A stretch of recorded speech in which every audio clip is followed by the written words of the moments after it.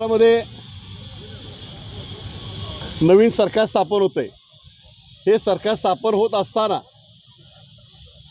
आजच्या सर्व वर्तमानपत्राच्या भारतीय जनता पक्षाने जी निमंत्रण पत्रिका छापली आहे त्या निमंत्रण पत्रिकेमध्ये छत्रपती शाहू महाराजांचा फोटो नाही आहे। एक तर प्रथमतः समस्त देशातल्या महाराष्ट्रातल्या कोल्हापुरातल्या सर्व शाहूप्रेमींच्या वतीने आम्ही या ठिकाणी निषेध नोंदवतोय। आदरणीय खासदार छत्रपती शाहू महाराज यांच्या नेतृत्वाखाली आज आम्ही या ठिकाणी निदर्शने केली। महाराष्ट्रामध्ये हे सरकार येत असताना पहिल्या दिवशी लोकराजा शाहू महाराजांचा फोटो या निमंत्रण पत्रिकेत आहे, त्याचा निषेध करून चालणार नाही।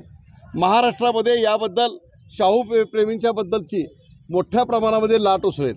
पण एकच सांगतो की ज्यावेळेला छत्रपती शिवाजी महाराजांचा पुतळा पडला त्यावेळेला सुद्धा आम्ही सर्व इंडिया आघाडीच्या लोकांनी या ठिकाणी देवेंद्र फडणवीस मुख्यमंत्री असतील त्यांना या महाराष्ट्राच्या जनतेची माफी मागा म्हणून सांगितलेलं होतं। पण आज बघायत मुख्यमंत्री झाले तरीसुद्धा छत्रपती शिवाजी महाराजांचा पुतळा पडला याची जबाबदारी स्वीकारून त्यावेळचे उपमुख्यमंत्री देवेंद्र फडणवीस यांनी महाराष्ट्राच्या जनतेची माफी मागितलेली नाही आहे।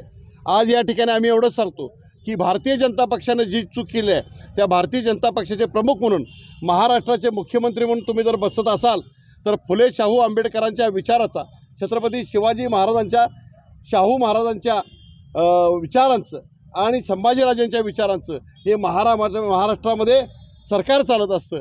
तर याचा जर या ठिकाणी जर त्यांनी महाराष्ट्राच्या जनतेची माफी मागितली नाही तर याविरुद्ध इंडिया आघाडीच्या वतीनं पुरोगामी संघटनाच्या वतीनं महाविकास आघाडीच्या वतीनं छत्रपती शाहू महाप्रेमींच्या वतीनं उग्र आंदोलन छेडलं जाईल। हा एक प्रयत्न आहे, म्हणजे एक प्रकारे पुरोगामीत्वाला महाराष्ट्रामध्ये फुले शाहू आंबेडकरांच्या विचारला छेद देण्याचा हा एक प्रयत्न आहे। आणि देशामध्ये आजपर्यंत जर बघितला तर भारतीय जनता पक्षाचं हे देशामध्ये राज्यामध्ये एकच धोरण आहे की पहिल्यांदा ते करून बघतात, प्रतिक्रिया काय येते ते बघतात आणि ज्यावेळा प्रतिक्रिया उग्र स्वरूप येतात त्यावेळा ते मागं सरकतात। पण त्यांनी प्रतिक्रियाची आमच्या वाट बघायला नको, आम्ही वाट बघणार नाही आहे, आम्ही त्यांना योग्य ते उत्तर देऊ। आणि कोल्हापूरकर चांगल्या पद्धतीने उत्तर देतात आणि कोल्हापुरामध्ये जे राजकारणामध्ये पडसाद उमटतात ते संपूर्ण महाराष्ट्रामध्ये आणि देशामध्ये उठतात। याच्या सर्व परिस्थितीला त्यांना सामोरं जावं लागेल। आज सर्व प्रत्येकाने जे लोकप्रतिनिधी असतील त्याने त्या पद्धतीची भूमिका मांडली पाहिजे।